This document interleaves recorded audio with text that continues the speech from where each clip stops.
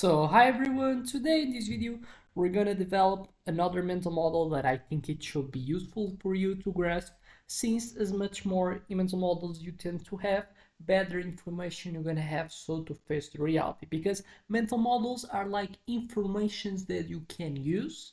They're like in synthesized in already a good way, a easier way to you to absorb. But as well, mental models, some of them are systems that you can apply on you that can help to make interpretations about the data that you get from the reality. So if you have good systems and you have good data about the world, you're gonna have a higher probability to kind of have as output from that system good decisions that leads to the majority of the things that you get in your life, because what you get in your life is based in actions that you do, and actions are triggered based in the decision making process that you have. So I think it's clear what's like the motivation that you should have to face this video. It's that the utility. And then with that said, I rather expect you to help me by subscribing in the channel, putting a like if you like, and see after that one if you like, and any other type of video can make type of trigger the interest on you, you can so go and see it as well. And then so today we're going to talk about the mental model from the business world that's called the Porter's Five Forces. So mastering competitive pressure in business, and this specific one is a good one to analyze business. So what are we going to talk about? A competitive mental model. So it's a strategic framework that helps business assess the competitive pressures in their markets and identify so opportunities for growth and profit. And then so what are the five forces of Porter? That so is what makes the constitution of the framework. And then so first one, threat of new entrants. So we already are seeing that the 45 forces, it analyzes me in the context of market, focusing in the who I am, what so are the type of customer that I have, and what so are the characteristics of people that exist, and so what could be the characteristics of new entrants. So first, we're gonna like arrange a scale to measure the threat of new entrants. So how easy or difficult it is for new competitors to enter the market. It's one of the components. Factors include barriers to entry such as capital requirements, regulations, and brand loyalty. It's a thing that we analyze because the first step to determine how easy or not can be to beat my competition is determining what so they exist in terms of quantity. In reality, is that to establish in a business world, you kind of have the minimal requirements that depend what's the type of business. For some are a bit higher. If you want to get, if you want so to get a company in the some type of deep tech like ships, or something like a bit more electronical, technological, like defense, you're going to require more investment initially. It's already so thing that kind of is a barrier to not that exist that much of people that pass it and then so can perform and can so make a constitution of a rivalry in comparison with me.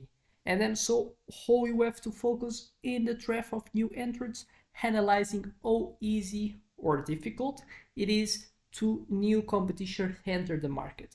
And obviously, if you want to maximize profit, what do you wish? You wish that it's hard to enter. So it exists high barriers to entry is what's is the ideal. So as much more a business is something that you feel angry to get in, is a one that is has higher barriers to entry, and then so if already established, you know that's going to be a lot difficult for new type of conquerors exist. Another type of force that you have to analyze, the bargaining power of buyers.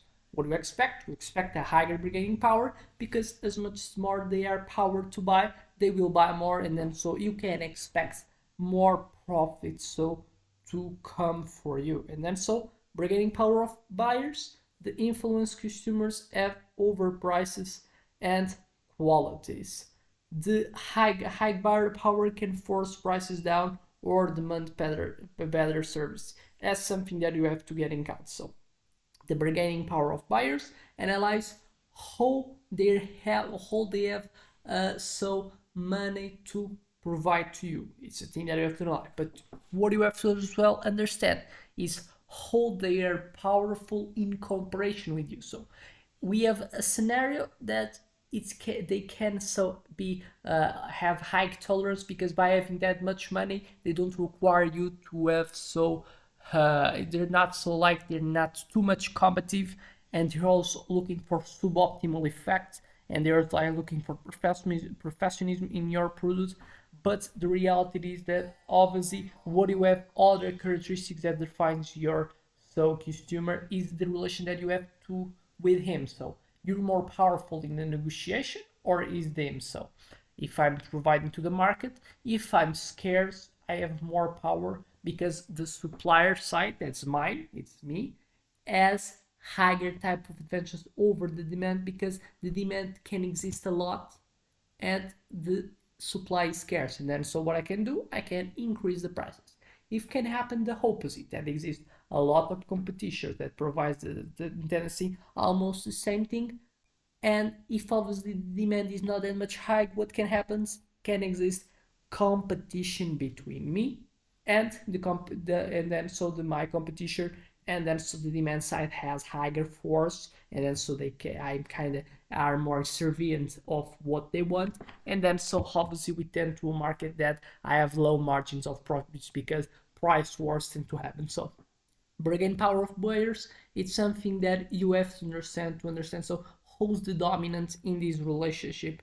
Is you or is your consumer? So, and this is a lot determined by the existing of competitors, the existing of demand. So bargaining power of suppliers is another side because it determines if the bargaining power of buyers determines the revenue, that determines how much you can so increase the price based in them having to get some more tolerance because you're more powerful, because what you provide is more scarce, and then so if someone doesn't buy, certainly other one will do, or obviously can happen the opposite. But we have as well other thing that influences the profit type of equation, that is the side of the costs. That's a lot determined by the costs that I have to pay for my suppliers, and then so obviously the control suppliers have over the price of inputs. So fewer suppliers or specialized inputs increase supplier prowess. So obviously relation offer demand. If exist few suppliers, they have more powerful, they can require more. If they exist more, so you can expect to have more competition, and then so they provide better type of offerings for you.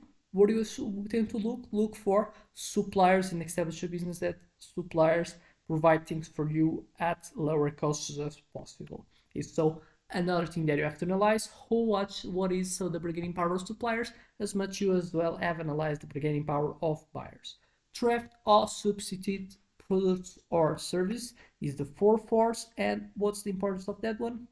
The likelihood that customers will switch to an alternative product or service. So it's a thing that can as well be important because obviously it's a thing that determines what so can be my expectancy of making revenue. So if other ones can provide the same as me or not will determine if I'm scarce, and then so obviously the other deliver more value for them, the customers will tend so to go for these products that are better than me, or if they're equal, so can determine the geographical region, and then so it determines will be so the product that will buy or not, since technological talking we're the same.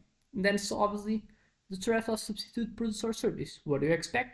As much as possible be lower, so existing the enough type barriers, or I having like more type of quality of workers that always produce things that are technology more advanced than the competition, is also what we would call that is the ideal to exist. And then so what you have as well is that obviously we have to focus in protecting what you have as a unique, so putting patents in things that you create like innovations, and then so obviously taking care of people that are like the most productive, the better ones. And by the last, industry rivalry. So the intention or the intensity of competition among existing firms.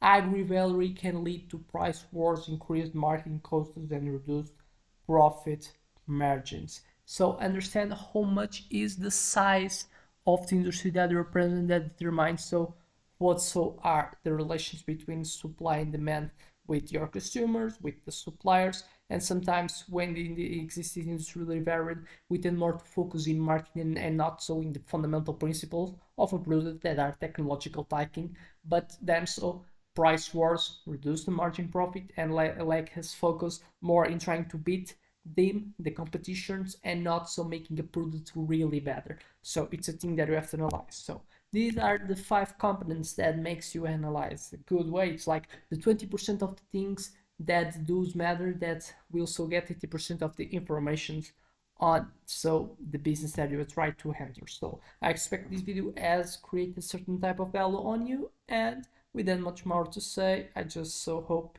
you have so a good day. So see you in the next one.